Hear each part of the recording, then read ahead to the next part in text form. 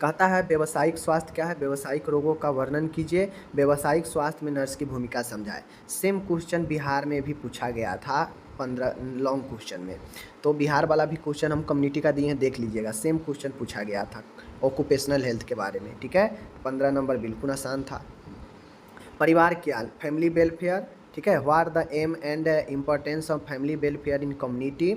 समुदाय में परिवार कल्याण के क्या उद्देश्य महत्व है लिखिए। परिवार नियोजन के तरीके का विस्तार से वर्णन कीजिए। पढ़ा चुके हैं, देख लीजिएगा जाकर, पता चल जाएगा पिछले वाले में। ठीक है ना, अभी तो 23 से 24 चल रहा है, तो 23 से 24 का तो मैं बात करूंगा ही नहीं, 22 से 23 में जाकर देखिए मैंने पढ़ाया है कि नहीं।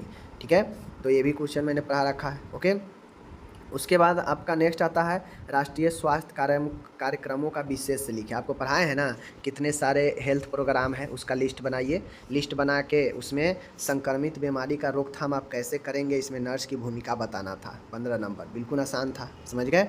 चलिए, ये हो गया आपका। अब 45 नंबर के बाद अब 5-5-5-5 का जो है आपके ऑब्जेक्टिव्स मिलेंगे।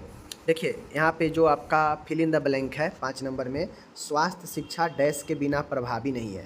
तो स्वास्थ्य शिक्षा बिना AI aids, audio visual AV aids के जो है प्रभावी नहीं है। ठीक है, ध्यान रखिएगा। तो AV aids, audio visual aids is the right answer. Okay, Mantoux test किस में किया जाता है, TB में किया जाता है, आपको पता है मॉन्टेक्स परीक्षण। यूनिसेफ का मुख्यालय डैश में स्थित है, यूनिसेफ का मुख्यालय कहाँ स्थित है, न्यूयॉर्क में स्थित है, आपको पता होना चाहिए। ये सब करा चुके हैं, ये सब क्वेश्चन में कोई दम नहीं है। ठीक है, आगे है पुरुष नसबंदी को क्या कहते हैं। अगर महिला हो तो महिला में ट्यूब, फैलोपियन ट्यूब पाया जाता है, इसलिए उसे ट्यूबेक्टोमी कहते हैं, इसलिए उसे ट्यूबेक्टोमी कहते हैं। ठीक है, ट्यूबेक्टोमी। लेकिन पुरुष का पूछ रहा है तो पुरुष नसबंदी को हम लोग क्या कहते हैं, भैंसेक्टोमी कहते हैं। क्या कहते हैं, भैंसकोटोमी कहते हैं, क्योंकि इसमें भैंस डिफरेंस को काटा जाता है। ठीक है, 5 वर्ष से कम उम्र के बच्चों को क्या कहा जाता है, ये आप लोग कमेंट करके बताएंगे। थर्ड ईयर में है, आपको मैं एक होमवर्क दे रहा हूँ कि 5 वर्ष से कम उम्र के बच्चे को क्या कहते हैं। यहाँ पे आपका ये हो गया। अब आता है यहाँ पे मैचिंग है, मैचिंग है तो यहाँ पे क्वास्कियोर प्रोटीन डिफिशियंसी। ठीक है, वायरल हेपेटाइटिस जो कि वाटर बोर्न डिजीज है, इसको मिला दीजिए। मम्प्स, ठीक है, यहाँ पे ध्यान दीजिएगा। मम्प्स आपके पैराटिड ग्लैंडिंग का सूजन होता है। रेबीज जो कि हाइड्रोफोबिया कहा जाता है, एनीमिया आयरन की कमी से होता है। तो 5 नंबर ये भी बिल्कुल आसान था। ठीक है ना, आगे चलिए।